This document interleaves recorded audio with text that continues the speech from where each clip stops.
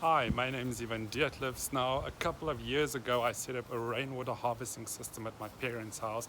Now I'm back visiting them again, and I want to install a sensor so that I can log their water usage and also check how much rainwater actually comes in when it rains. And I want to be able to look at that remotely. And as you can see, it's a beautiful day here in South Africa. Blue skies, even though it's the middle of autumn. So it's a great day to make a video.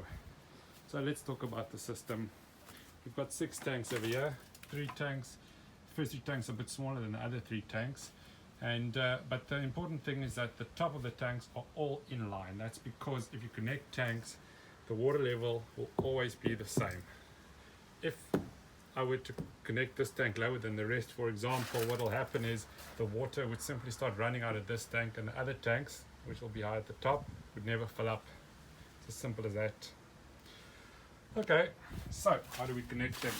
I've gone for this setup. I've got a valve over here and a coupling.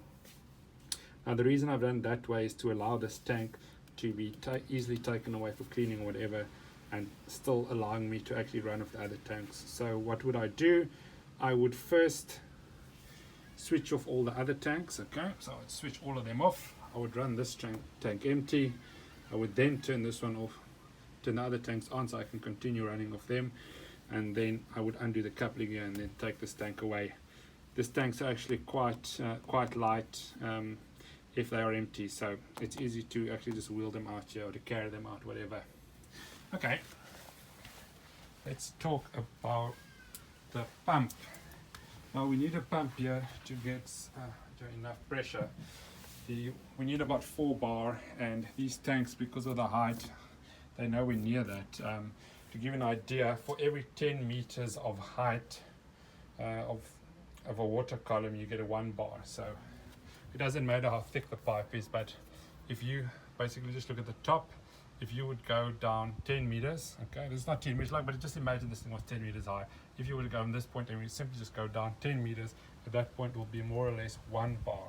Okay, so these tanks would have to be at 40 meters high for us to supply enough pressure, which obviously is impractical, so we need a pump.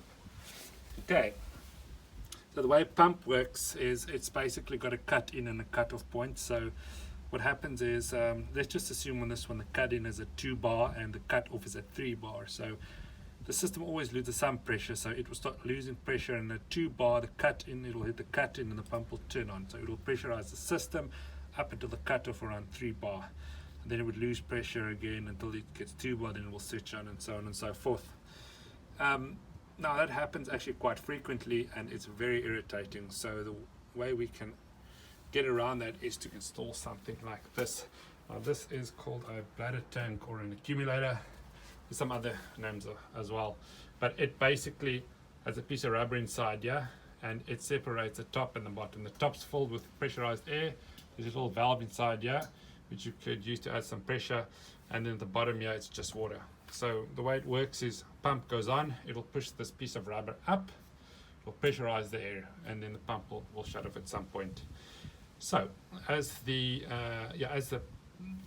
system loses pressure, what will happen is that this air would actually keep pushing down on this piece of rubber, so it will keep the system pressurized. So the pump will basically see the same pressure. When it gets to the bottom, okay, then it obviously it can't do anything anymore, and then at that point the pump will then start to turn on. But it creates a nice buffer and stops this pump from going on and off all the time, which is, like I said, very irritating.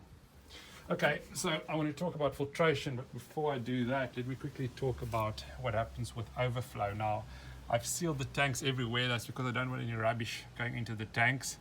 And as I said, the water level rises in all the tanks at the same, in the same way, so that we only need one point where we need to actually get rid of water. So at this guy, I've simply connected a pipe here, so the water will start running out in this pipe, going down and then into the drain over there. So that's for overflow if it rains too much. Okay, let's quickly talk about filtration. All right, now you obviously want to filter the water as much as possible before they get to the tank, otherwise all the rubbish is going to sit inside your tanks, which you don't want. So what we do is, as the rainwater obviously falls on the roof, it goes down into the pipe here.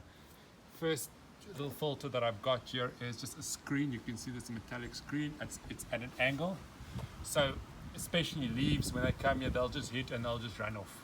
Okay, the other particles that get through the little grid there, they will run to the bottom. They will fall to the bottom of this downpipe, and then they'll basically sit at the bottom. There is a little rubber thing in there with a little hole, and so it's supposed to slowly let the thing come out without any water escaping, the debris coming out and keeping the water back. But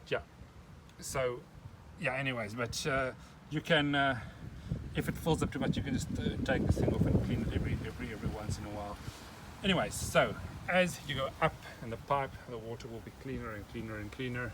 And at this point, just the cleanest water will flow off into the tanks. You have nice clean water going to your tanks.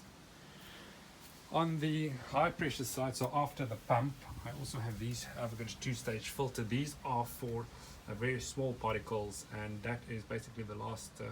Some people put third stage as well, but anyways, for us, two of these have been okay.